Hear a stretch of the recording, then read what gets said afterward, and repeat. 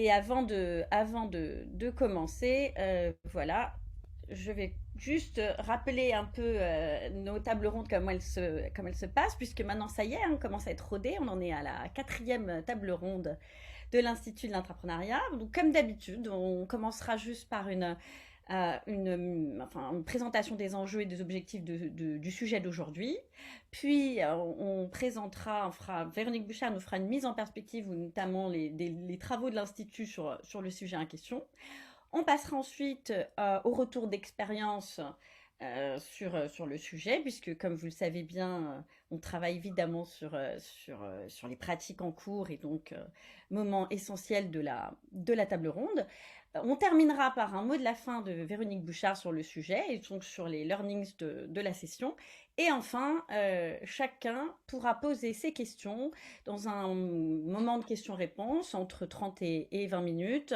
Alors, je vais donc vous demander à tous de bien poser vos questions dans le Q&A que vous voyez à l'écran, puisque le chat est réservé à nos communications pendant. Et donc, pour que je ne rate absolument aucune question, pensez bien à les mettre dans le Q&A. Et si vous vous adressez à une personne en particulier, notez bien son nom, que je ne vous oublie pas. Donc voilà, bonjour à tous nos panélistes. Aujourd'hui, le sujet a été amené par Fawaz Mahamari de Beyond. Un sujet, donc Beyond, qui est un prestataire d'innovation, un spécialiste donc, de l'innovation collaborative, et donc qui nous a apporté ce sujet. Et nos experts sont donc des utilisateurs des plateformes collaboratives. Et aujourd'hui, avec nous, nous avons Manon Capitan du groupe Centre France, responsable de l'incubateur de la compagnie rotative. Bonjour Manon. Bonjour à tous. Nous avons aussi Olivier Leclerc, Head of Intrapreneurship du groupe Safran. Bonjour Olivier. Bonjour Sylvie, bonjour à tous et bonjour à toutes et à tous. Nous avons aussi Philippe Mettet, donc chef de projet recherche et développement et innovation pour le groupe GRDF. Bonjour, bonjour. Bonjour à tous. Et bien évidemment, comme je viens de vous le dire, Fawaz Mahamari, consultant Open Innovation de Beyond. Bonjour Fawaz. Bonjour Sylvie, bonjour à toutes et à tous. Et cette table ronde donc, va être animée par moi-même et surtout par Véronique Bouchard. Bonjour Véronique. Bonjour. Je ne dis pas bonjour Sylvie, mais je dis bonjour à tous les autres. Voilà. Et bienvenue. Bon ben voilà, maintenant vous me dites quand on commence. Alors on en est à 26 participants. Il est déjà 18h06. Qu'en pensez-vous? On commence, on attend encore un peu?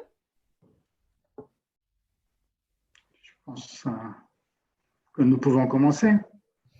Alors allons-y. Donc, je répète juste, pensez bien, si vous avez des questions, à les mettre dans le Q&A pour ceux qui n'ont pas entendu. Et le sujet d'aujourd'hui, on va donc se traiter des plateformes collaboratives. Comment donc en faire un levier de performance pour les programmes d'innovation. Donc, comment tirer parti de ces plateformes collaboratives pour booster votre programme d'innovation. Là-dessus, alors, tout est parti donc alors d'abord, merci Fawaz d'avoir amené ce sujet, et d'une constatation d'une offre de plateformes collaboratives extrêmement variée. Là, je me suis référée à une étude de Gartner qui présentait les quelques prestataires référents du marché. Donc, évidemment, ça n'est absolument pas une liste exhaustive, au contraire, c'est juste une liste de prestataires de plateformes collaboratives qui sont donc dans ce marché, dans ce marché, qui ont été choisis donc par l'étude Gartner. Et ce qu'on constate déjà, non seulement le nombre, et encore une fois, ils sont très peu représentatifs, c'est qu'il y a beaucoup de nouveaux entrants, puisque vous voyez l'étude est de début 2019, et déjà on part de prestataires depuis 89 jusqu'à 2018, et ils continuent d'augmenter. Surtout, ce qu'on voit, c'est que il y a c'est un marché qui reste très dispersé, avec beaucoup de petits acteurs. Le plus grand fournisseur, notamment dans cette étude, peut avoir jusqu'à 10 fois plus d'employés que le plus petit. Et malgré tout, une présence de ces prestataires très très marquée en Amérique du Nord et en Europe, mais un peu partout en Europe.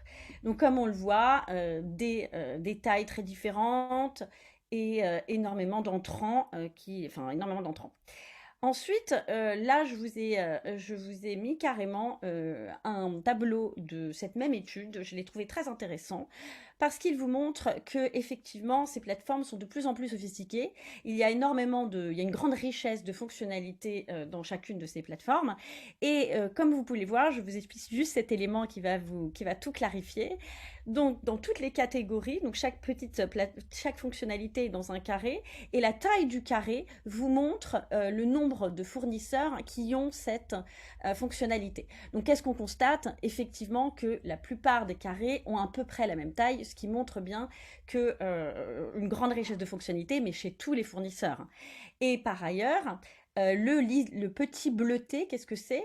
Ce sont les fonctionnalités qui font partie des feuilles de route de ces fournisseurs, c'est-à-dire qu'ils continuent à développer. Là, on voit donc qu'effectivement, les plus spécialisées, donc celles qui continuent à se développer, sont aussi celles qui permettent de différencier les uns des autres notamment. Alors, on voit par exemple l'Open Innovation ou alors les plateformes, l'Advanced Analytics, la Mobility. Mobility, c'est quoi? C'est pouvoir passer sa plateforme dans n'importe quel outil numérique, que ce soit un téléphone, que ce soit un iPad, que ce soit un computer. Comes with People, là, c'est comment on accède à des nouvelles populations extérieures, des experts, des nouvelles communautés, etc. Et évidemment, Advanced Analytics, c'est l'usage de tout ce qui est intelligence artificielle, etc. dans les plateformes.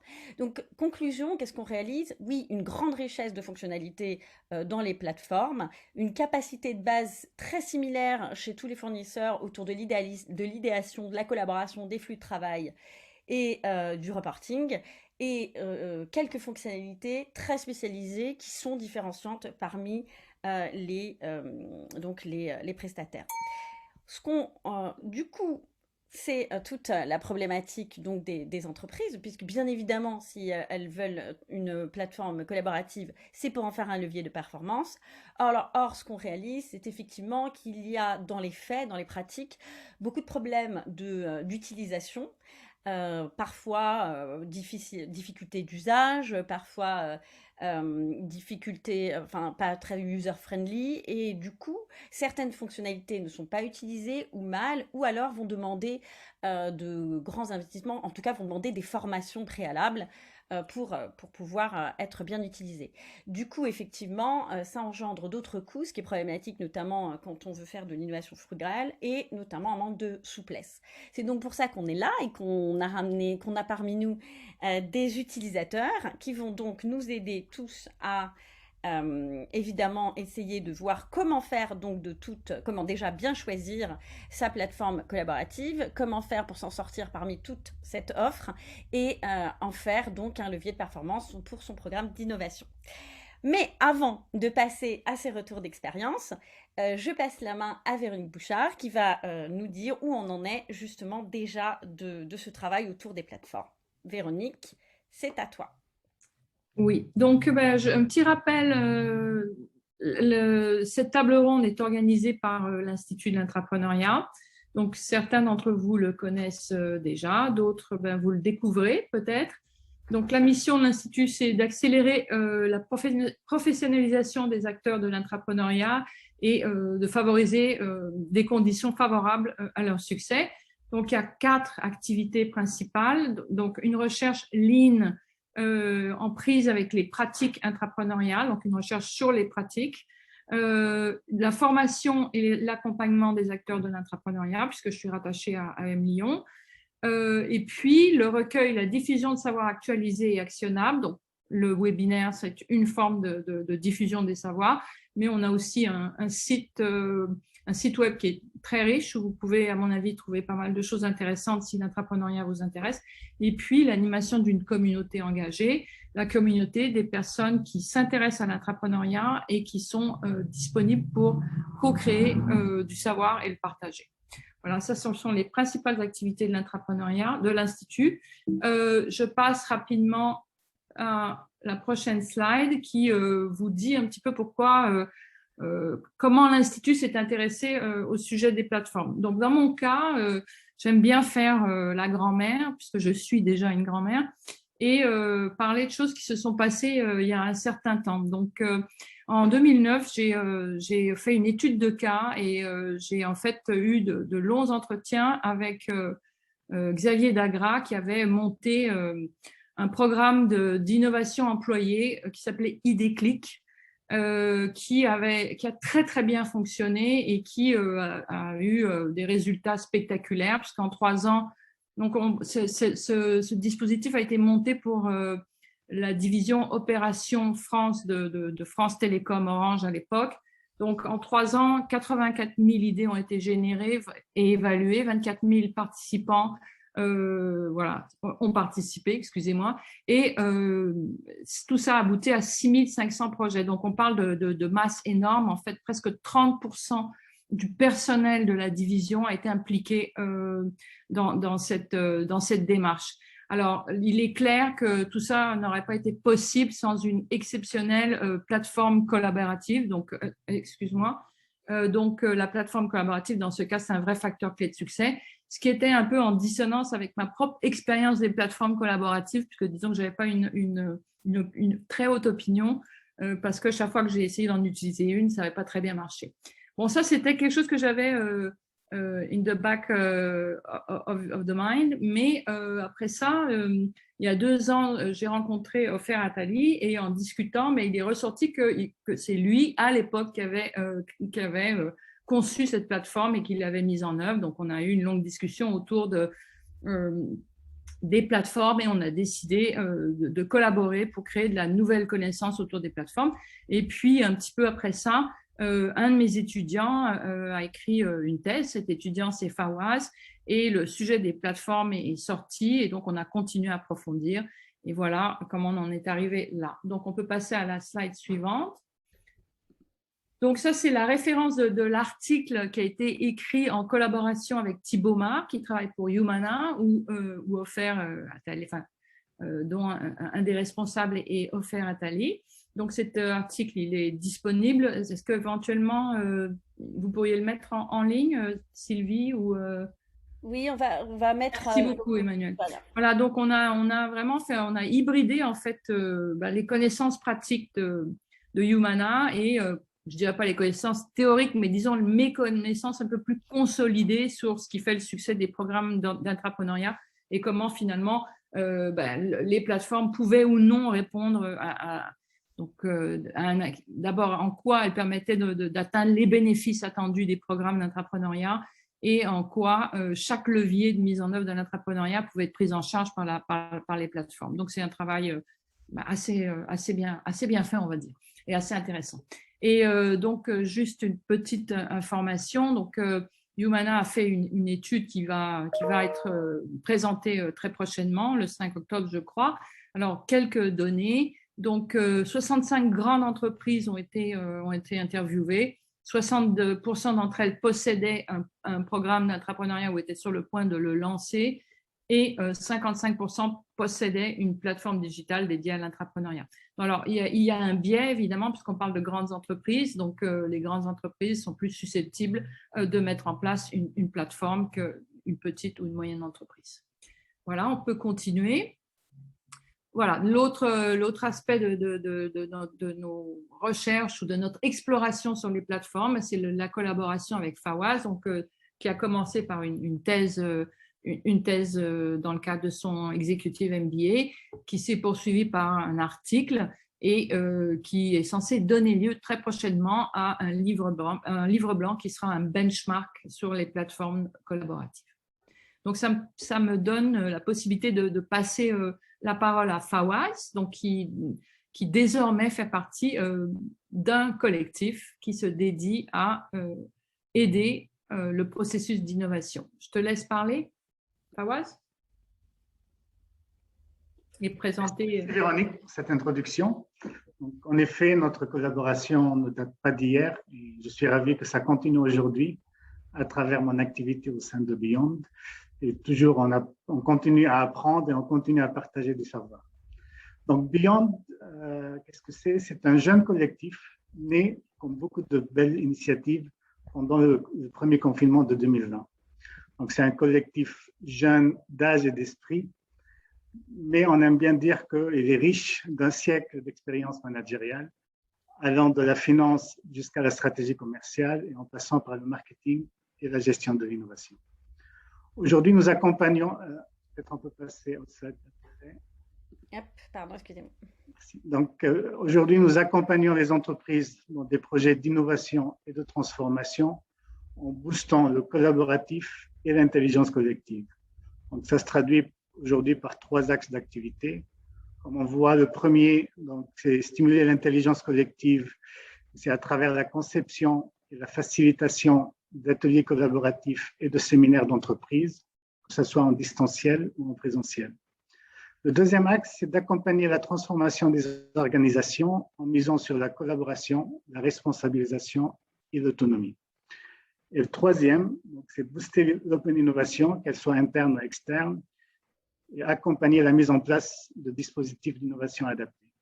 Et c'est en lien avec ce dernier axe que nous nous intéressons aux plateformes collaboratives, d'abord pour mieux accompagner nos clients, et sachant que l'implémentation d'une plateforme pour soutenir un programme d'innovation n'est pas une mince affaire. Donc, en effet, ça peut être un incroyable levier de performance et d'engagement des salariés, mais à condition de prendre en compte une multitude de critères et d'anticiper certains pièges, comme ça a déjà été évoqué. Donc, nous continuons à apprendre sur le sujet et l'objectif de notre table ronde aujourd'hui est justement de partager avec vous les retours d'expérience de nos 3 invités. Nous allons aborder avec eux leur contexte d'utilisation des plateformes, les fonctionnalités qu'ils apprécient, les difficultés qu'ils ont rencontrées et leurs conseils pour tirer la meilleure partie d'une plateforme collaborative. Donc, bonjour Manon, bonjour Olivier et bonjour Philippe.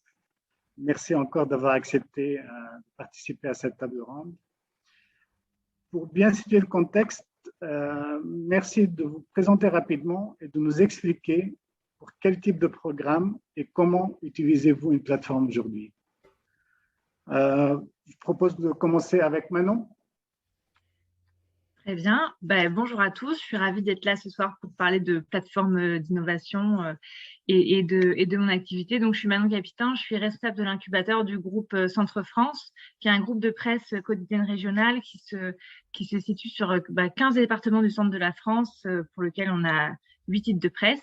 Et du coup, on a vraiment, nous, notre équipe, une mission d'accompagner en fait la transformation culturelle du groupe parce que, comme je pense que chacun le sait intuitivement, la presse papier, c'est un monde qui se transforme beaucoup.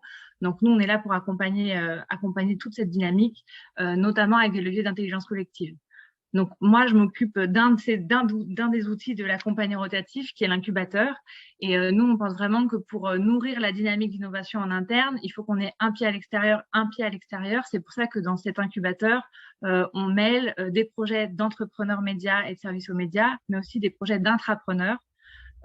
Et on essaye d'impliquer au maximum l'ensemble des collaborateurs du groupe dans l'accompagnement et la montée en compétence de tous les projets portés dans l'incubateur. Du coup, nous, on utilise la plateforme Vianeo, qui est plutôt une plateforme qui va nous accompagner dans l'accompagnement et le cadrage méthodologique de l'accompagnement des projets, parce que du coup, on a peu de projets. Aujourd'hui, on en a eu 6 en cours d'expérimentation et d'accompagnement. Du coup, vraiment, l'objectif pour nous, ça va être avec cette plateforme de partager une méthodologie commune et d'infuser en fait cette culture entrepreneuriale et ces nouveaux outils au sein du groupe pour les collaborateurs qui le souhaitent. Merci. Donc, si je comprends bien, vous utilisez la plateforme principalement pour l'accompagnement du projet. Mais est-ce que vous l'utilisez aussi dans la phase candidature, c'est-à-dire pour gérer les appels à projets et les candidatures? Oui, tout à fait. En fait, dans le cadre des appels à projets, notamment externes, on utilise cette plateforme pour recevoir les dossiers, mais surtout, la fonctionnalité qui est assez intéressante, c'est qu'elle nous permet de les passer par un certain un workflow de sélection qui est assez précis parce que notamment dans la dynamique d'engagement des collaborateurs, dans le processus de sélection, on fait d'abord, nous, une première sélection avec une certaine grille. On le fait passer à des experts métiers pour qu'ils prennent connaissance des projets qui pourraient rentrer et qui puissent voir les synergies business qu'il peut y avoir avec eux. Donc, avec une deuxième grille et enfin une dernière grille avec un jury. Du coup, voilà, c'est un processus de recrutement qui est un peu complexe et qui permet d'être facilement géré par cette plateforme. Merci Manon. Olivier, est-ce que tu veux bien répondre à la même question? Oui, Fawaz, oui, bonsoir à toutes et à tous. Merci pour l'invitation, c'est un plaisir d'être avec vous ce soir. Donc, Olivier Leclerc, moi je suis en charge du programme d'intrapreneuriat du groupe Safran. Le groupe Safran, c'est aujourd'hui 80 000 salariés dans le monde, avec à peu près 45 000 qui sont en France. Le programme d'entrepreneuriat se situe aussi dans une vision qui est celle qu'on peut innover autrement et qu'on peut travailler autrement et qu'en travaillant autrement et en innovant autrement, on peut créer de la valeur pour Safran et ses clients. Et donc, l'entrepreneuriat est un moyen de démontrer cela, en tous les cas, d'expérimenter ce genre de choses.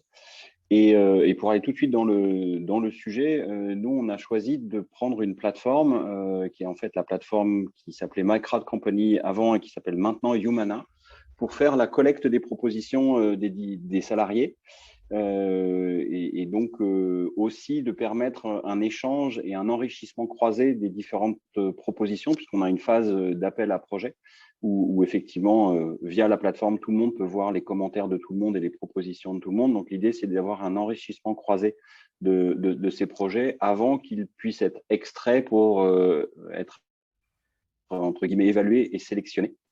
Et donc, pour un groupe de 80 000 personnes réparties sur l'ensemble du monde, ça nous semblait indispensable d'avoir une telle plateforme. Voilà, on ne va pas aller à la pêche au projet en passant de service en service. Voilà, c'est pas très 21e siècle et on peut effectivement capitaliser et gagner pas mal d'efforts en utilisant une plateforme. D'accord. Merci Olivier. Donc, elle est utilisée pour gérer les candidatures, pour aussi encourager l'interaction entre les salariés autour du programme. Absolument. Et excuse-moi, et je vais rajouter aussi pour communiquer autour du projet, c'est-à-dire qu'une fois que les projets continuent d'exister, la plateforme, il reste présent sur la plateforme. Et un des points qui nous a semblé intéressant avec cette plateforme-là, c'est que les intrapreneurs ont toute légitimité pour communiquer via cette plateforme-là sur leurs projets, sans forcément passer par les fourches codines des équipes de communication corporate ou des différentes sociétés. Et donc, ça laissait aussi cette latitude, cette autonomie intéressante aussi sur le plan de la communication, autonomie qui est indispensable pour des intrapreneurs. Entendu, merci. Une dernière question, est-ce que la plateforme est utilisée pour les phases d'après, que ce soit la sélection des projets ou l'accompagnement des projets? Alors aujourd'hui, non.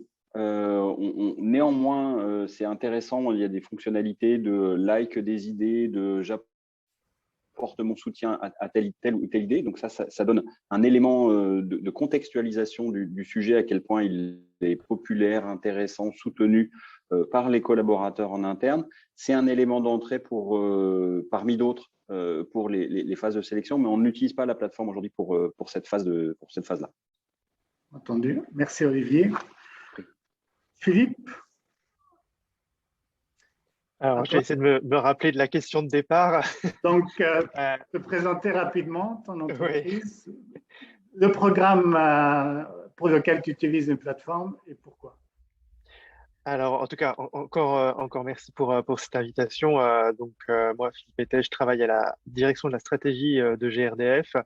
Alors là, vous voyez le nom officiel qui peut apparaître sur ma signature de mail. En général, j'ai tendance à dire que je suis un peu un couteau suisse au service de mes 11 000 collègues dans l'entreprise. Pour leur faciliter l'émergence de leurs idées et essayer de les faire concrétiser. Alors, comme je l'ai indiqué là assez rapidement, on a à peu près 11 000 salariés chez GRDF. Donc, bien évidemment, la boîte en carton où on écrit boîte à idées autour d'une machine à café, ben, ça ne peut pas fonctionner dans une entreprise de cette taille-là. Ça a été aussi un peu évoqué au moment de l'introduction de cette table ronde. Et du coup, effectivement, on a utilisé différents outils puisque la démarche d'innovation participative chez GRDF, elle est vraiment ancrée depuis maintenant de nombreuses années. Et donc, cette plateforme, elle est vraiment nécessaire dans la gestion au quotidien des idées qui sont proposées par les salariés. Pour vous donner un ordre de grandeur, donc, je vous ai dit 11 000 salariés, on tourne à peu près à 1000 idées déposées par an. Donc avec évidemment pas 1000 dossiers qui deviennent des projets d'ampleur. Voilà, il y a forcément des filtres, il y a forcément parfois aussi à gérer.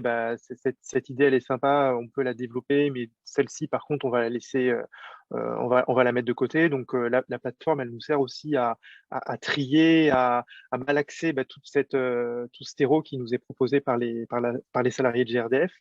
Et puis parfois, pour effectivement quelques-unes de ces idées qui vont devenir des projets un peu plus d'envergure, la plateforme est un embryon pour de la gestion de projet, même si aujourd'hui, la plateforme qu'on utilise encore cette année voilà, ne nous permet pas forcément de faire de la gestion de projet, de projets innovants. Merci Philippe. Donc, à travers vos 3 exemples, on voit qu'on a une variété de contextes dans la nature des programmes, leur objectif et puis dans l'utilisation. Certains l'utilisent en phase candidature et sélection, d'autres plutôt dans la phase accompagnement. Donc, c'est du coup la richesse de cette table ronde et des enseignements qu'on cherche de tirer de vos retours d'expérience. Je passe à la deuxième question. Et souvent, c'est une question qui suscite le débat. C'est sur le réel besoin d'une plateforme collaborative. Certains ont déjà laissé sous-entendre qu'elle était indispensable. Et je vais vous reposer la question. Dites-nous franchement, est-ce que vous auriez pu vous passer de la plateforme pour gérer votre programme? Et sinon, quelle est la valeur ajoutée apportée et les fonctionnalités intéressantes qui justifient son utilisation? Et est-ce qu'on peut commencer avec Olivier? Oui, avec plaisir. Nous, on veut que le programme d'entrepreneuriat soit ouvert à l'ensemble des salariés du groupe. Donc, je l'ai dit tout à l'heure, puisque le groupe est présent sur tous les continents, c'est un peu compliqué d'aller collecter en tapant à la porte de chacune des directions. Donc, l'idée d'avoir un point commun, une plateforme qui permette de collecter les propositions, nous semble indispensable. On veut favoriser aussi les échanges croisés, on veut décloisonner. On pense que l'outil plateforme collaborative est un moyen de décloisonner.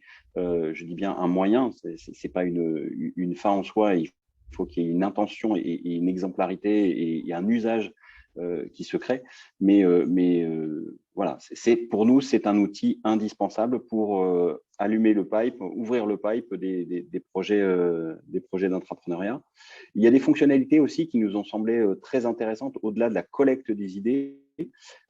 C'est le fait que chaque salarié puisse définir son profil, ses centres d'intérêt, ses propres compétences. Un peu, alors toute proportion gardée, un peu à la LinkedIn où chacun déclare un peu les compétences et le parcours qu'il a. En tous les cas, de laisser une certaine liberté pour les salariés pour se présenter les uns aux autres. Donc ça nous a semblé vraiment intéressant. Une autre démarche qui nous a, enfin une autre fonctionnalité qui nous a semblé intéressant dans la plateforme Humana, c'est le fait de pouvoir faire des recherches de type de compétences pour pouvoir compléter son équipe. Voilà, on est convaincu chez Safran que l'intrapreneuriat est un sport d'équipe et surtout pas un sport individuel. Et donc, on demande aux collaborateurs qui portent un projet de constituer une équipe pluridisciplinaire, 3, 4, 5. Et donc, voilà, comment je fais quand j'ai pas forcément de réseau? La plateforme peut permettre de faire des recherches et de faciliter en proposant des noms et des profils, de faciliter la mise en relation. En aucun cas, c'est la plateforme qui le fait. Hein. Je ne tape pas dans la plateforme marketing, j'appuie sur un bouton et forcément, j'ai le nom d'une personne et forcément, ce sera une personne dans l'équipe à terme. Mais en tous les cas, ça permet des échanges d'une autre nature et probablement des mises en relation qui n'auraient pas eu lieu si on s'était simplement basé sur les cercles de connaissances, les cercles concentriques de connaissances qu'on peut avoir naturellement dans l'entreprise. Voilà, c'est juste pour en citer quelques-unes des fonctionnalités qui nous ont semblé intéressantes. Maintenant, je peux aussi raconter un petit peu l'autre côté du miroir, à quel point ce sont des fonctionnalités sur lesquelles il y a de l'adhésion. Voilà, comme tous les processus de changement, au début, on n'a pas forcément beaucoup d'utilisateurs, on n'a pas forcément beaucoup de personnes qui utilisent ces fonctionnalités un peu avancées. On va aborder les difficultés tout à l'heure. Voilà, mais bon, enfin, tout ça pour vous dire que voilà, il y a des fonctionnalités très intéressantes, mais voilà, il faut accompagner l'adhésion. Très bien. Pas merci. Donc, la réponse est clairement oui. Elle est indispensable. Une des raisons principales que je retiens, c'est la taille et la nature décentralisée de l'entreprise, et qui fait que la plateforme devient un facilitateur d'animation de l'écosystème interne et de connecter les gens à travers l'entreprise. Il y a un peu... Tu le résumes très bien, Fawaz. Merci. Merci Olivier. Donc, on continue avec Philippe. Oui, alors il y a des éléments que je vais effectivement redire et reprendre de ce que vient de nous expliquer Olivier, mais également de ce que j'ai dit au tout début sur la première question, avec 11 000 salariés qui sont aussi répartis. Donc là, par contre, nous, on est vraiment une entreprise sur le territoire national, mais avec énormément de sites voilà, pour couvrir l'ensemble du territoire français.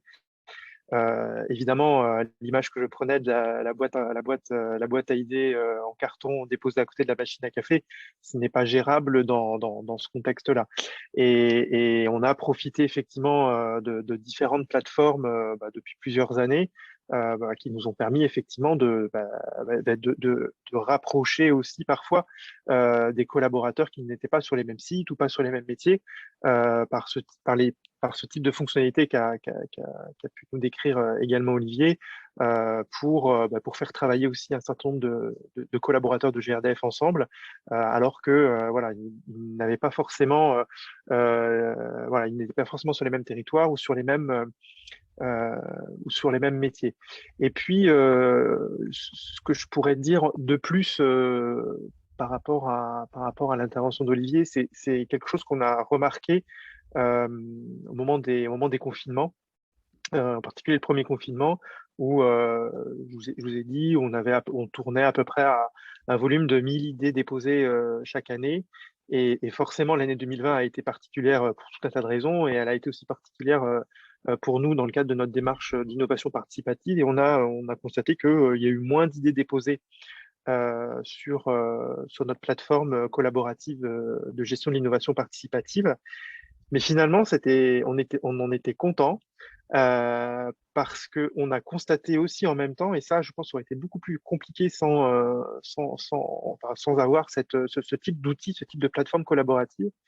Donc, même si on a eu un nombre d'idées déposées moins important que les années précédentes, on a multiplié par 4 le nombre de commentaires des idées qui étaient commentées par d'autres collaborateurs qui posaient des questions ou qui proposaient ça m'intéresse, est-ce que tu peux m'en dire un peu plus pour que j'essaye de mettre aussi mon grain de sel dans ton idée.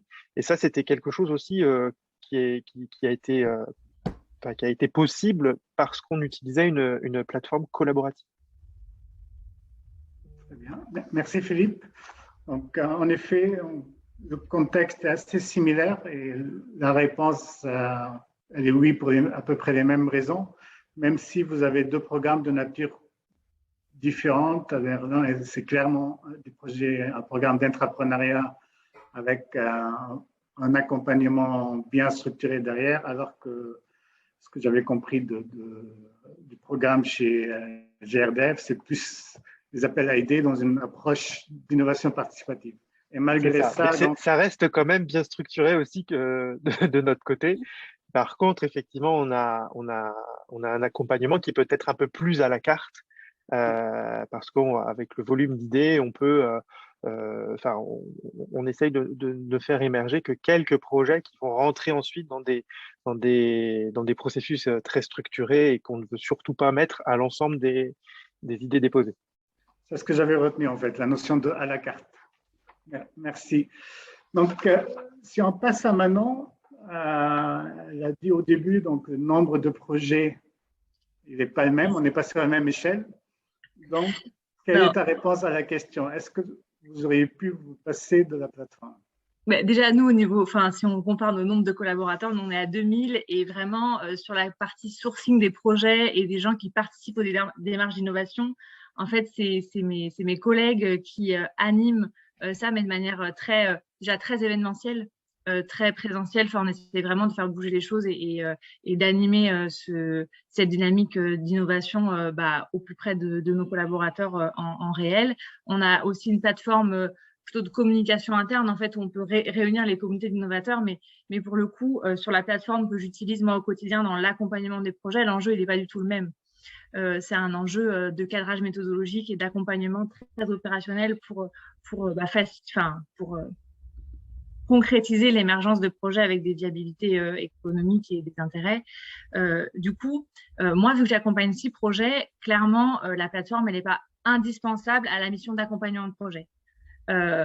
Parce que finalement, moi, je viens du monde de l'entrepreneuriat, donc j'ai déjà accompagné beaucoup de projets sans plateforme. C'est des questions qui se posent depuis d'ailleurs des années, de savoir s'il faut des plateformes ou pas pour gérer les projets. Clairement, c'est possible. Par contre, les vrais avantages qu'on va trouver d'avoir une plateforme, c'est qu'on a un référentiel commun. Du coup, toute l'équipe est formée à cette méthodologie. On peut la transmettre dans le groupe, c'est quelque chose qui reste en fait, et on parle de la même chose avec le même vocabulaire, et ça participe à créer une culture en fait, une culture d'innovation et intrapreneuriale. Donc ça, c'est vraiment ce qu'on va chercher dans cette plateforme. Et du coup, ça nous permet d'être tous dans la même dynamique. Un de nos gros objectifs stratégiques, ce qui n'est pas ultra évident pour un groupe de presse à la base, c'est d'être très centré client. Donc, on voit vraiment les mécanismes de l'entrepreneuriat derrière qui sont forts. Du coup, c'est vraiment sur ces fonctionnalités d'acculturation et de partager un langage, un référentiel commun qui va devenir très importante. Voilà, pour le dire très, très rapidement. Ce qui est aussi hyper intéressant d'avoir une plateforme, c'est que quand on travaille avec, que ça soit des intrapreneurs ou même dans des projets d'innovation transverse avec d'autres entreprises, finalement, la méthodologie de la plateforme fait foi.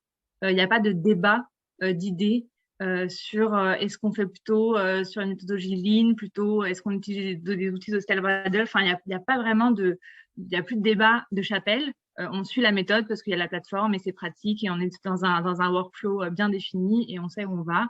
Ça permet d'être très efficace. Donc, voilà, il y a beaucoup d'avantages. Très bien. Merci. Donc, si je résume, tu aurais pu t'en passer, mais tu trouves ton compte quand même à travers ces fonctionnalités. Moi, c'est mes collègues qui ont choisi d'implémenter. Moi, je suis arrivée juste après. Moi, je suis arrivée en début d'année 2021, du coup, à la compagnie pour opérer justement le programme d'incubation. Et j'étais réticente au départ, en me disant qu'on pouvait tester sans dans un premier temps pour construire un cahier des charges plus précis. Et en fait, je suis ultra convaincue. Voilà, j'étais pas convaincue au départ. Aujourd'hui, je suis ultra convaincue. C'est très important dans ma pratique au quotidien d'avoir cet outil qui structure. Et voilà, je mesure la puissance des outils qui sont aussi à l'intérieur de cette plateforme, pour faciliter mon travail et la diffusion des bonnes pratiques. Très bien, merci Manon. On passe à notre troisième question. Donc, en fait, on sait que nous apprenons beaucoup plus des difficultés que des réussites. Donc, la question est, parlez-nous des difficultés que vous avez pu rencontrer à travers vos expériences d'utilisation de vos plateformes. Est-ce que Philippe, tu veux bien commencer? Avec plaisir. Alors, toute franchise. Oui, oui, sans langue de bois, promis. En fait, la première fois, dans le contexte des différents outils qui ont pu être choisis et utilisés par GRDF, là aujourd'hui, on est à enfin, on tourne autour d'un changement, puisqu'en fait, le marché que l'on a avec l'éditeur de logiciels qui gère aujourd'hui notre plateforme collaborative, donc à un marché un marché de 5 ans, mais qui se termine à la fin de l'année 2021. Donc de toute façon, il fallait qu'on se pose la question, et en fait on l'a pris comme une opportunité de se dire, le contrat arrive à sa fin, on est obligé de lancer un nouvel appel d'offres parce qu'on ne peut pas se passer de plateforme collaborative, comme je disais tout à l'heure. Et du coup, on a souhaité vraiment faire un point sur l'utilisation qu'on avait de l'outil, mais aussi d'abord en fait poser la question du processus et de la démarche innovation. Enfin, quel était le processus d'une idée, le parcours que pouvait faire un collaborateur dans le processus qu'on avait décrit depuis de nombreuses années au sein de GRDF. Et en fait, c'est là qu'on s'est dit quand même que aujourd'hui, dans la plateforme que l'on utilise aujourd'hui et qu'on avait fait paramétrer il y a 5-6 ans, à cette époque-là, on avait vraiment voulu tout décrire. Mais vraiment tout, hein. Un collaborateur de GRDF aujourd'hui qui veut saisir son idée, il a énormément de choses à collecter, à donner comme information, à évaluer son ROI quasiment dès le démarrage de son processus d'idéation. Voilà. Et en fait, ces questions-là qu'on demandait dans le cadre de cette plateforme collaborative pouvaient être également un frein pour un certain nombre d'idées qui étaient juste des idées émergentes et pour lesquelles on n'avait pas encore fait de business plan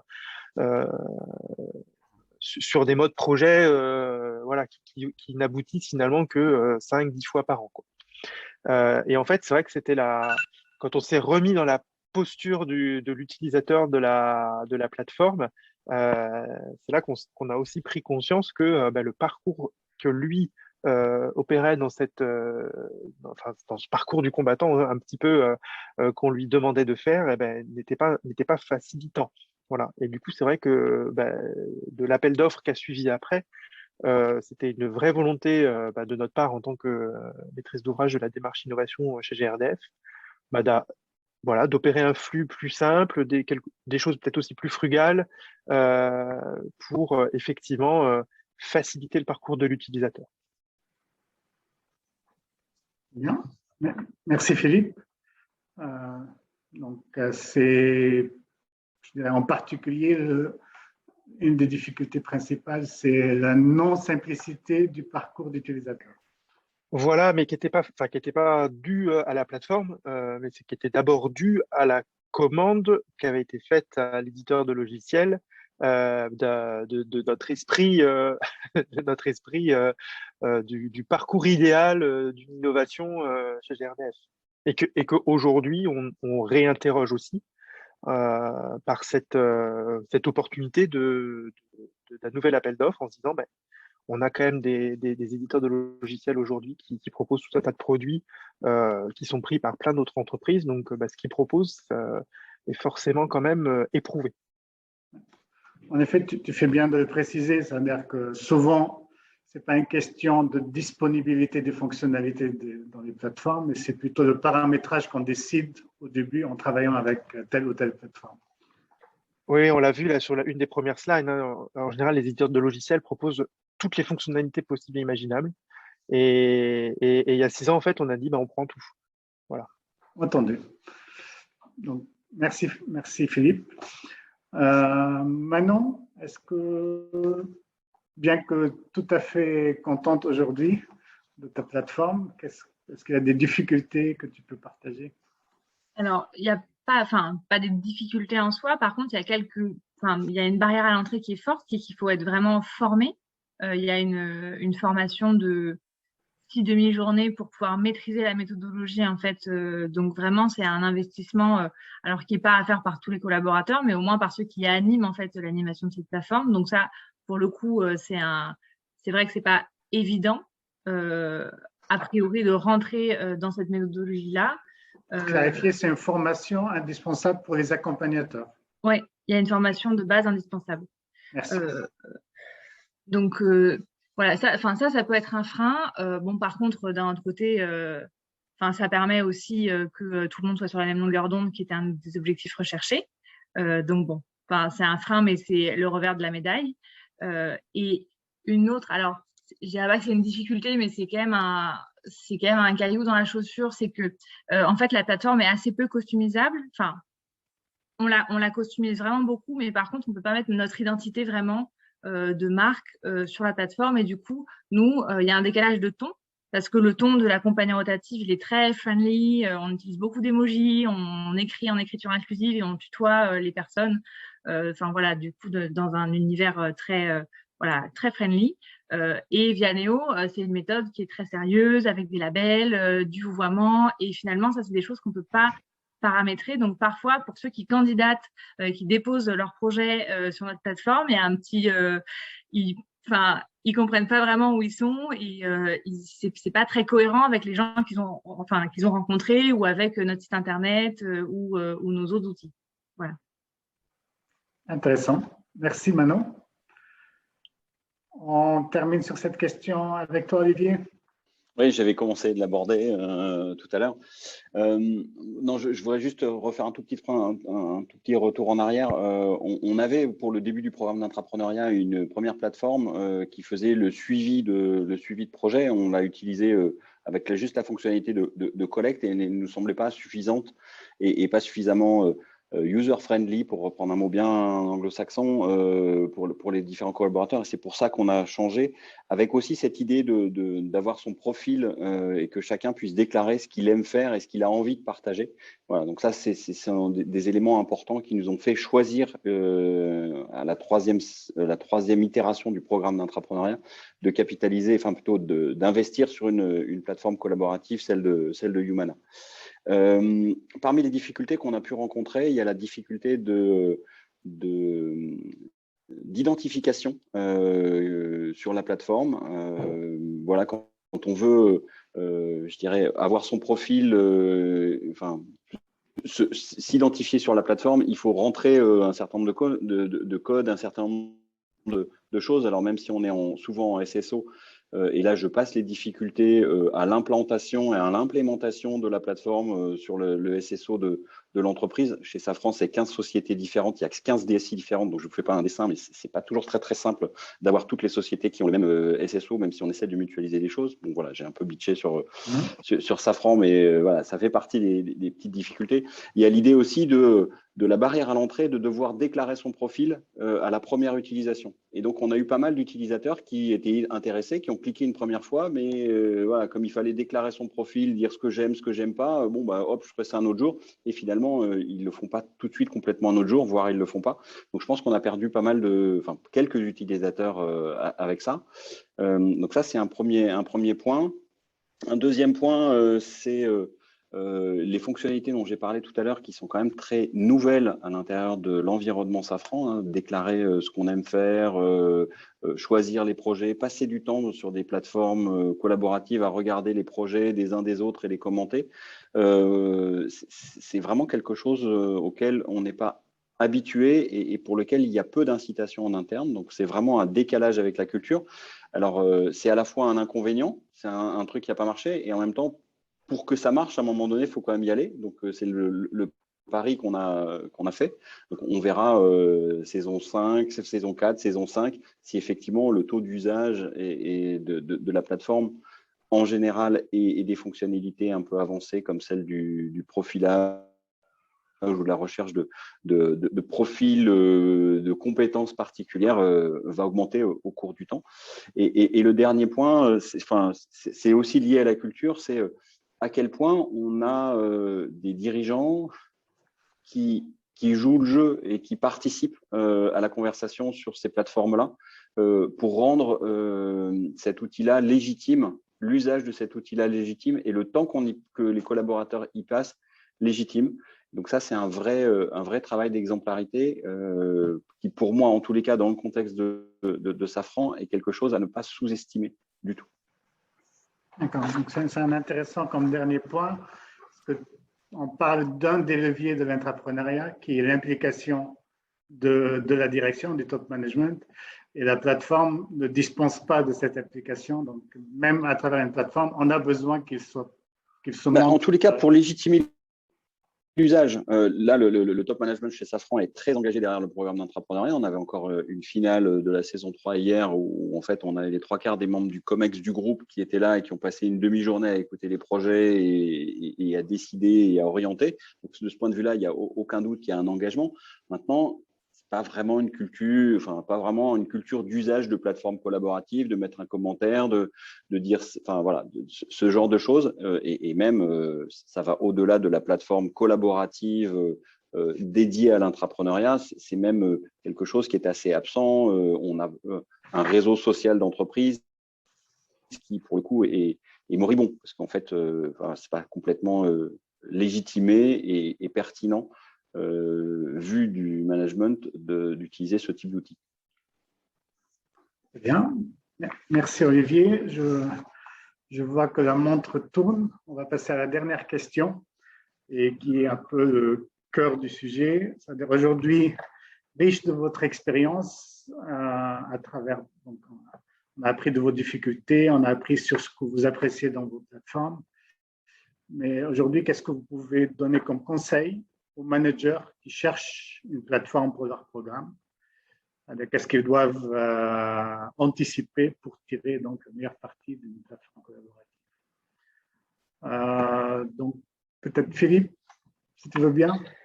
Oui, et puis comme ça répondra peut-être à une des questions là, qui a été posée dans le question-réponse là, de cette table ronde.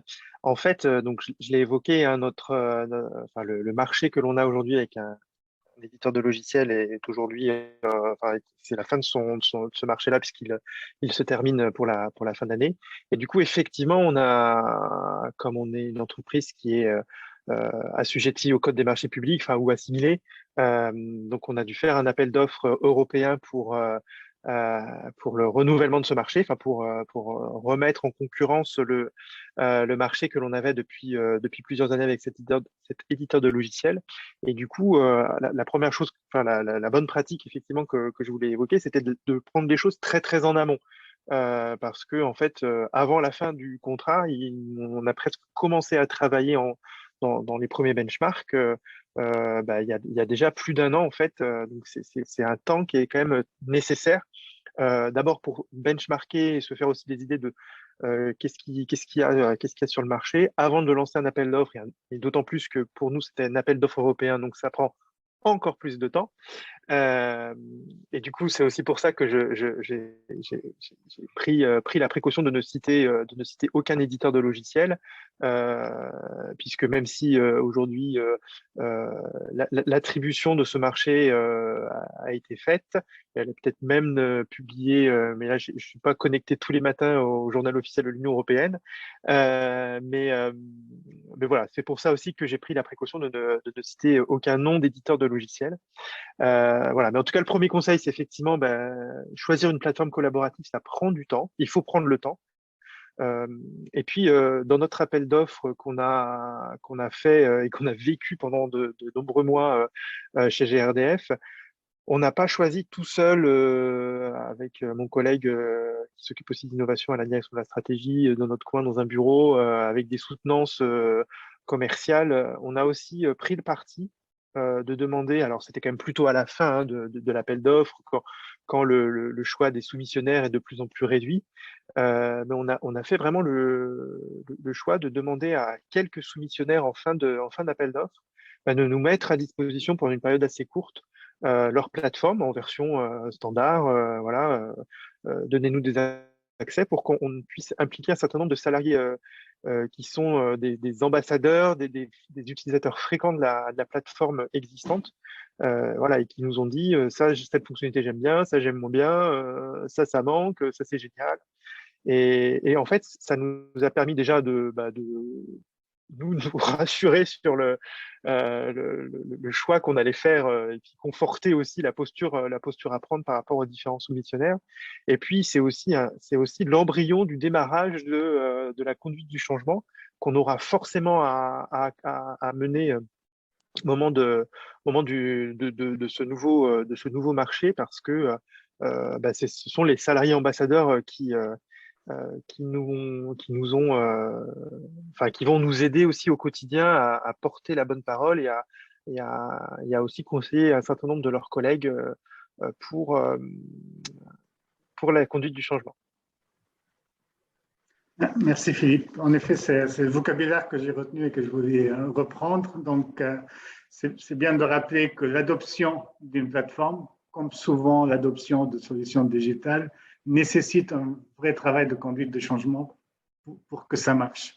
Et donc, impliquer les salariés ou les parties prenantes internes, c'est, je pense, un bon conseil à donner, même si ça paraît évident, ce n'est pas toujours le cas, paraît-il.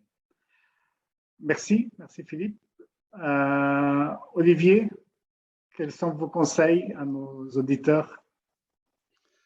Je souscris à ce que vient de dire Philippe, évidemment. Moi, je rajouterais la simplicité d'usage. Voilà, je pense que quand ça devient des choses un peu trop compliquées ou pas trop ou trop en décalage par rapport à ce qu'on a, à l'ère du temps. Aujourd'hui, envoyer des messages, compléter des questionnaires, on voit bien qu'il y a des tendances et voilà, et avoir des plateformes qui adhèrent à ça, ou en tous les cas soient dans le même mood que ça, c'est je crois diminuer un peu les barrières à l'entrée pour l'usage.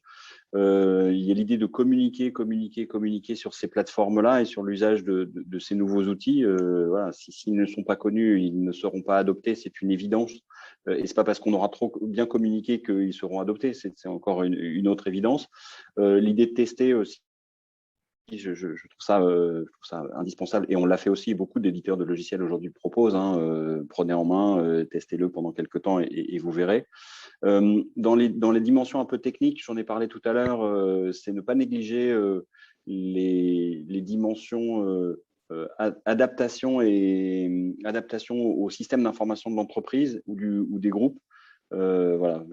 Chez Safran, il a fallu effectivement qu'on discute avec pas mal d'interlocuteurs de la DSI, même si nous, on est en centrale et qu'il y a des choses qui sont mutualisées, il y a toujours des petites subtilités qui font perdre un temps, ou en tous les cas prennent beaucoup de temps pour qu'effectivement l'outil qui se veut vraiment inclusif le soit réellement. Et c'est terrible, hein. Si on veut un outil qui est ouvert à tous les salariés et qu'il y en a, et que vous êtes 80 000 et qu'il y en a 50 dans un coin, dans une des filiales qui ne peuvent pas y aller, forcément, ça va vous remonter et ça va faire une mauvaise presse pour l'outil. Et c'est bien normal, hein. Donc, ne pas négliger ça.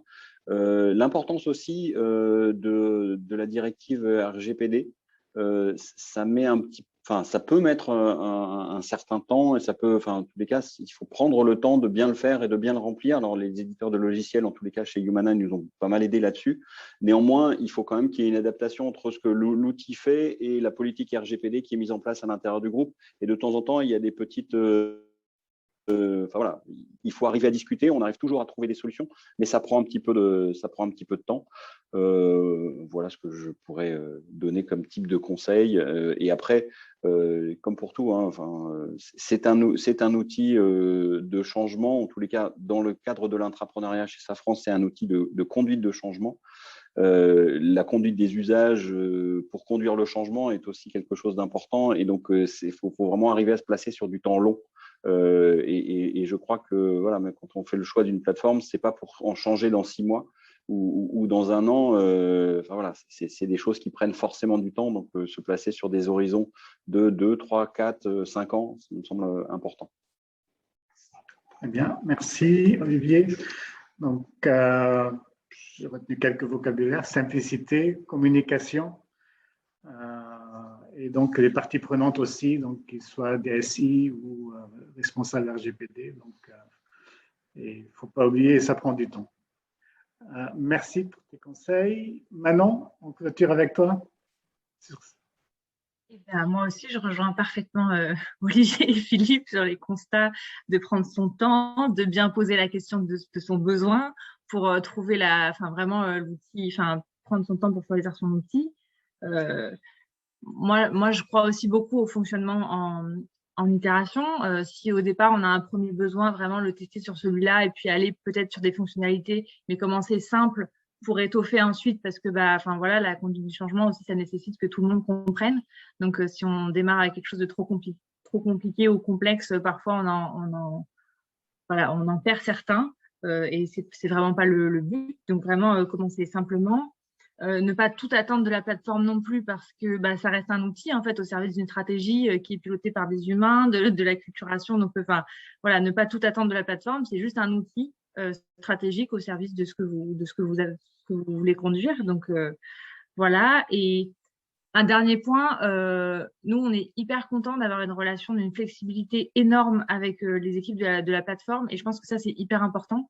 D'avoir une réactivité, de pouvoir, nous on fait parfois des choses dans l'urgence, c'est hyper, parfois on a besoin d'avoir des gens hyper réactifs en face pour l'adapter, pour justement pouvoir échanger aussi sur nos pratiques, parce que finalement leurs clients ont les mêmes besoins que nous, et donc en fait les retours de Vianeo sont super précieux, parce que du coup on peut échanger avec eux sur nos problématiques et ils ont souvent des réponses très pertinentes. Donc, on peut parler d'une approche de partenariat avec votre fournisseur. Oui, on peut. Très bien. Merci Manon, merci à vous trois. Donc, je pense que on va donner la parole à Sylvie par rapport aux questions qu'on a commencé à recevoir. Tu es en mute. Tu es en mute, Sylvie. Pardon, excusez-moi. J'étais en train de, pardonnez-moi. J'étais en train de dire que, comme vous l'avez tous vu, on va peut-être d'abord donner la parole à Véronique, qui est en train de s'affairer. Donc, j'imagine que elle a beaucoup travaillé. En tout cas, c'est ce que j'ai cru voir. Donc, Véronique, comme d'habitude, on te laisse le mot de la fin avant de passer aux questions. Donc, je reprends la main juste après. Oui, donc je ne vais pas reprendre, je ne vais pas faire une synthèse, parce que déjà c'était bien synthétique, donc ça va être un peu trop.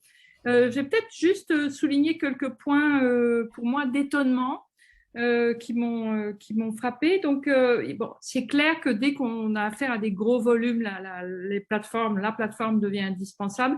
Mais ce que j'ai découvert, c'est que même pour traiter, entre guillemets, des petits volumes, la plateforme peut être très utile. Alors, peut-être pas toutes les plateformes et toutes les fonctionnalités, mais en tout cas, celle dont tu as parlé, elle s'adapte à le traitement de très peu de volume. Alors, j'imagine que la tarification reflète ça. Enfin, le business model doit refléter ça. Donc, après, il faut aller voir non seulement les caractéristiques techniques, mais aussi la manière dont on paie en fait le service. L'autre chose qui m'a frappée, c'est que tout ce qu'on a évoqué en lien avec la nécessaire simplicité, la flexibilité, le côté user-friendly, le fait par exemple que la plateforme reflète le langage qui est le langage de l'entreprise. Donc, il y a vraiment quelque chose autour de ça. Alors là, c'est plutôt quelque chose, un message à faire passer aux éditeurs de plateformes. Voilà. L'autre chose qui m'a énormément frappée, c'est que 2 d'entre vous ont testé le parcours utilisateur finalement, et que l'importance de tester le parcours utilisateur et de se rendre compte des problèmes que l'utilisateur peut avoir. Donc, tester ce parcours à différents moments de l'implémentation de la plateforme, avant qu'elle soit avec des cobayes, entre guillemets, avant qu'elle soit mise en place, et après la mise en place. On continue à tester le parcours et faire des modifications qui facilitent ce parcours. Et puis, évidemment, il y a tout le thème de faire vivre que la plateforme, ce n'est qu'un instrument. Et donc, il faut la faire vivre, il faut communiquer, il faut l'animer, il faut donner l'exemple, il faut former. Donc, il y a vraiment un énorme accompagnement autour de la plateforme. Et peut-être en conclusion, si maintenant j'avais à choisir une plateforme, je ne sais pas si je passerais beaucoup de temps à regarder le produit et les fonctionnalités, et peut-être que je passerai plus de temps à comprendre qui pourra m'aider, qui sera la personne qui m'accompagnera dans la démarche. Donc, avoir en face de moi des prestataires de haut niveau, voilà, qui ont les compétences pour comprendre véritablement mes besoins, ma culture et qui savent traduire tout cela techniquement dans les caractéristiques de la plateforme. Je ne sais pas si c'est… voilà, vous… Donc ça, c'est un autre appel, c'est un autre message aux éditeurs de plateformes. C'est vraiment l'équipe qui va nous aider à la mettre en œuvre. Pour moi, c'est clé, quoi. C'est vraiment très important. Tout à fait. Ben, Je ne suis pas une merci. experte du sujet, hein, donc j'ai appris beaucoup de vous tous. Je vous remercie beaucoup d'ailleurs. Mais on est là tous pour ça. Et d'ailleurs, maintenant, on va passer aux questions. Je vais d'abord, je voulais juste aussi saluer tous nos fidèles que je revois dans les noms. Ça, c'est toujours très sympathique de revoir tout le monde. Et donc, première question. Alors, la première question d'Anne-Marie Collet. Pardon Anne-Marie, effectivement, Philippe nous a répondu qu'il pouvait pas, et il a répondu les raisons pour lesquelles il ne pouvait pas vous répondre. Je passe à Rama. Avez-vous des employés qui sont réticents à l'utilisation des plateformes et veulent intraprendre autrement? Là, je pose la question à nos trois utilisateurs, Manon, Olivier et Philippe. Qui veut commencer? Peut-être que vous avez des réponses différentes. Alors oui, on en a, Moi, et en général, c'est génial. Parce que effectivement, c'est des collaborateurs qui veulent aussi essayer de le faire un petit peu en dehors des sentiers battus. Et alors, le meilleur exemple que je peux donner, hein, on a entre autres au sein de la démarche innovation chez GRDF un réseau de makers, soit parce ils avaient des imprimantes 3D dans leur garage, ou bien parce que leur manager leur avait acheté au sein de leur agence une imprimante et leur dédiait du temps. Et en fait, on a un maker sur Cannes qui est vraiment un expert de l'impression 3D avec des compétences tout à fait étonnantes. Et donc, il a proposé un certain nombre de prototypes qui ont vraiment et qui n'ont pas suivi le parcours ni a été déposé au départ dans la plateforme collaborative. Mais voilà, il a proposé un certain nombre de produits et aujourd'hui même, on en a créé un espace, enfin, c'est une agence en tant que telle qu'on appelle la fabrique industrielle euh, de GRDF, où un certain nombre de salariés peuvent même proposer à ce collègue qui les aide à prototyper leur propre objet. Merci. Une autre, peut-être une Manon, Ouais. peut-être? Ou Olivier, pardon, vas-y. Allez, moi je vais travailler autrement, innover autrement et intraprendre autrement. Donc oui, on en a bien sûr des collaborateurs qui ne veulent pas nécessairement ou qui ne sont pas à l'aise avec la plateforme. Et évidemment, c'est complètement bienvenu et je souscris à ce que vient de dire Philippe. Je veux dire, si pour intraprendre, il faut aller dans les fourches codines d'un processus, on est mal barré. Donc, en tous les cas, je trouve que les intrapreneurs sont souvent des gens qui ne se conforment pas à ce genre de choses et c'est très bien. Et donc, oui, on en a et évidemment, on collecte ces propositions-là. Encore une fois, chez Safran, l'idée d'une plateforme est là pour collecter les propositions. Si elles arrivent d'autres horizons, c'est très bien. Ce qu'on propose néanmoins aux personnes qui ne veulent pas ou qui ne seraient pas à l'aise avec le fait de mettre les propositions sur la plateforme, c'est de le faire à leur place s'ils veulent, en disant que c'est aussi l'occasion de montrer leur idée et d'obtenir du feedback sur leur idée, des conseils, des suggestions, des commentaires, des personnes qui viennent soutenir. Et il y a des personnes qui ne veulent pas du tout, qui veulent juste enregistrer l'idée pour qu'elle puisse être évaluée. Et on respecte évidemment ce genre de choses.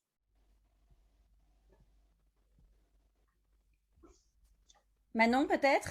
Et du coup, exactement pareil chez nous.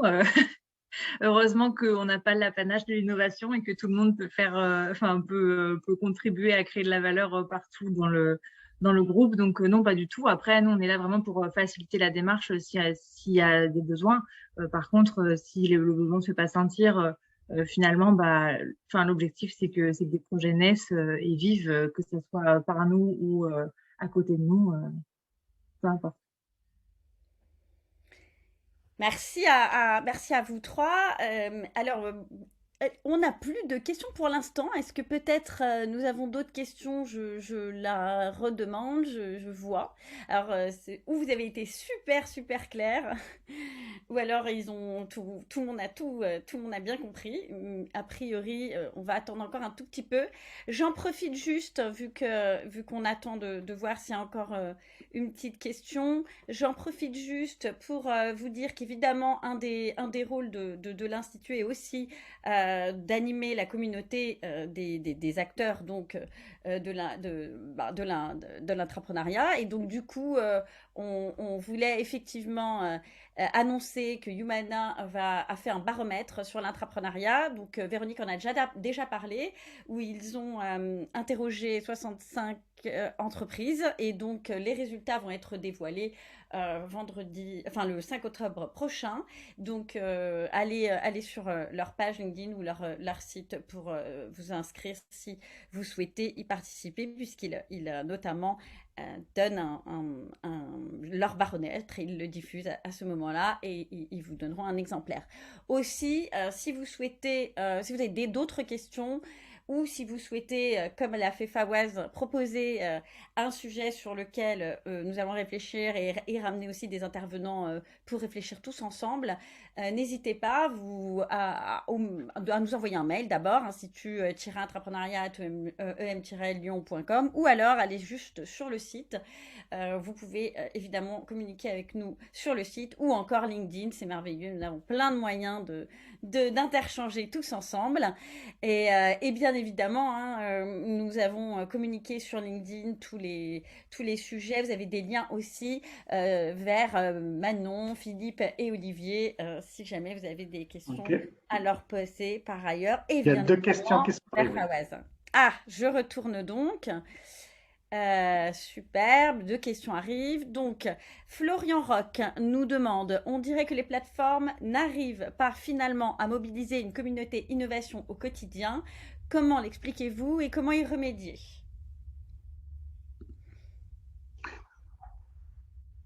Qui souhaite répondre? Alors, ça s'anime d'abord, c'est la première chose.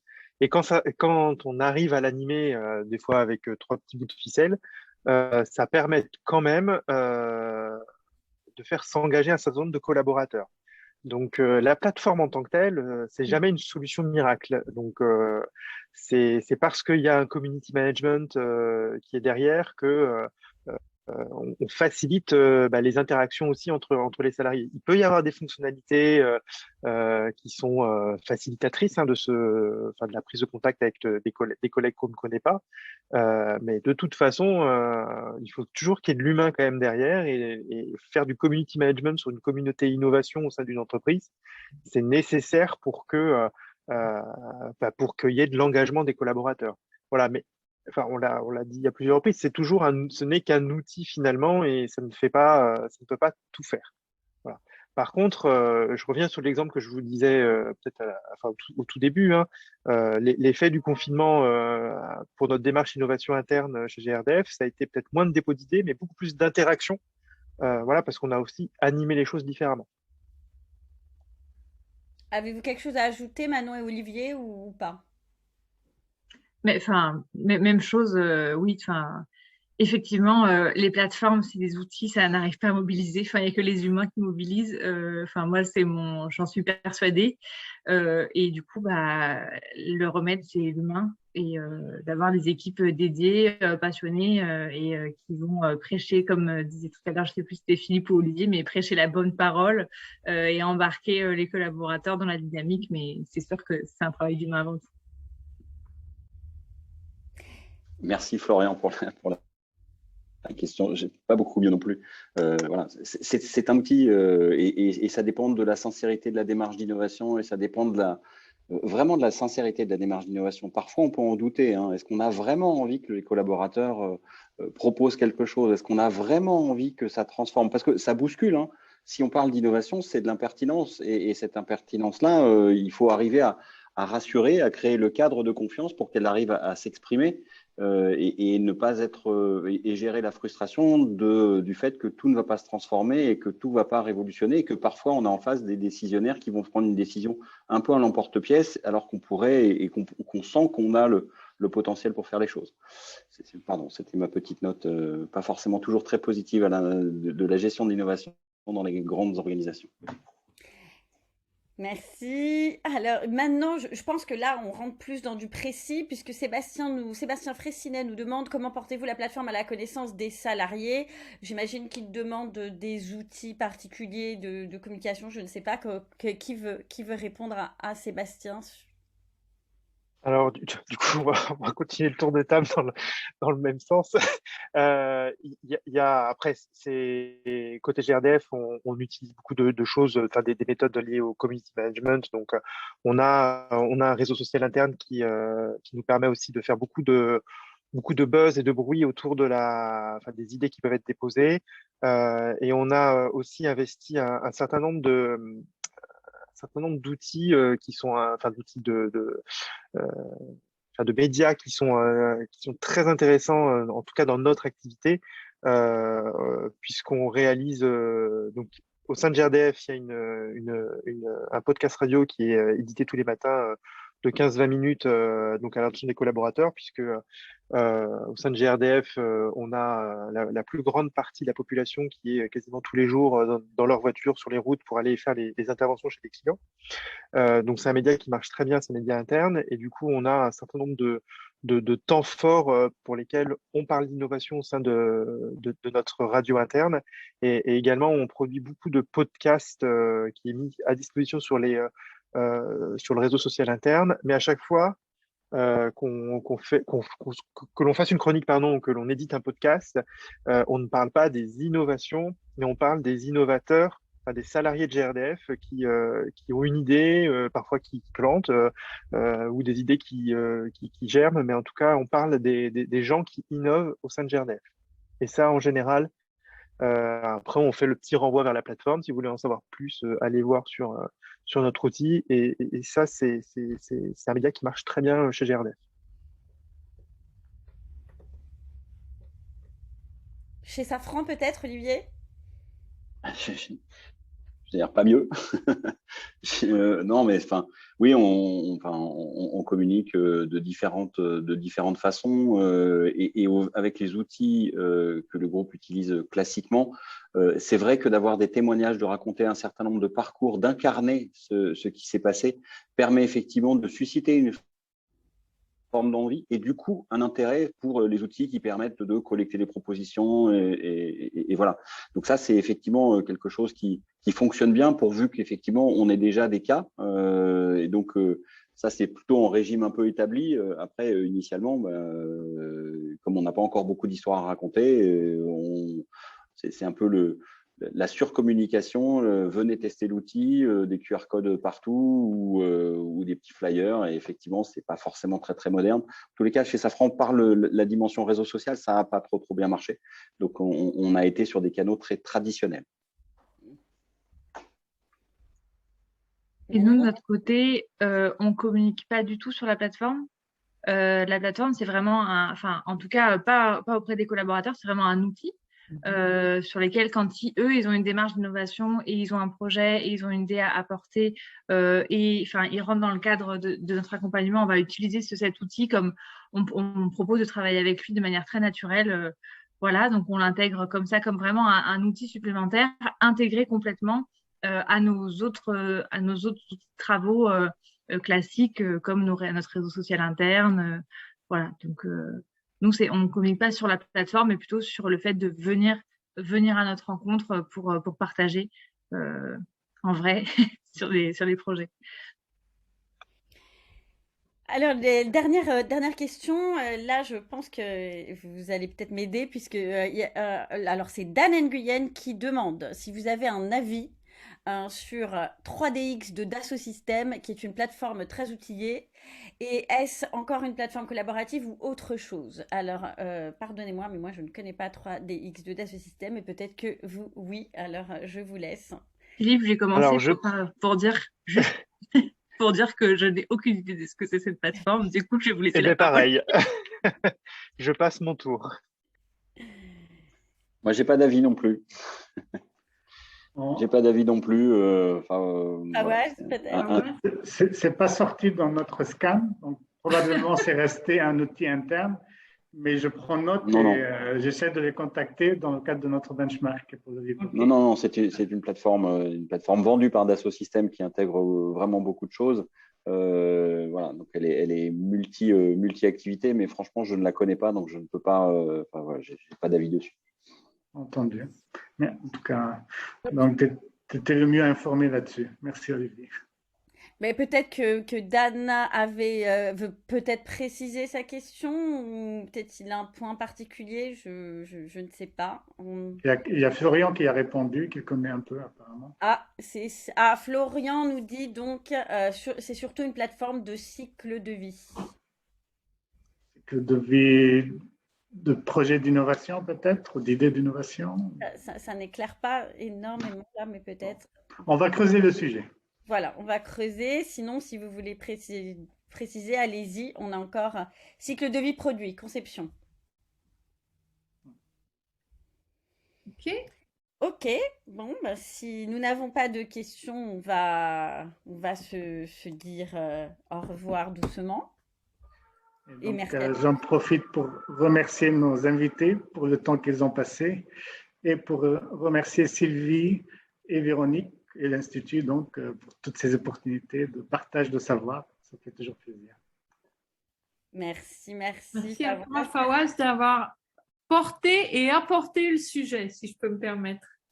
C'était un plaisir, encore une fois, de collaborer. Bon. Merci pour l'invitation et c'était très sympa d'interagir avec toi, Fawaz, pour la préparation. Merci beaucoup et donc bonne fin de journée à tous. À une prochaine.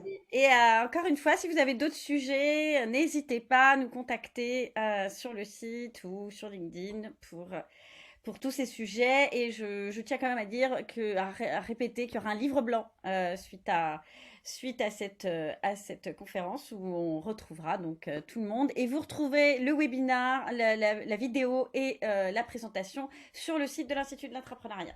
Voilà, je vous laisse. Je vous dis au revoir à tous. Au revoir à toutes et à tous. Au revoir. Merci à tous. Merci. Au revoir.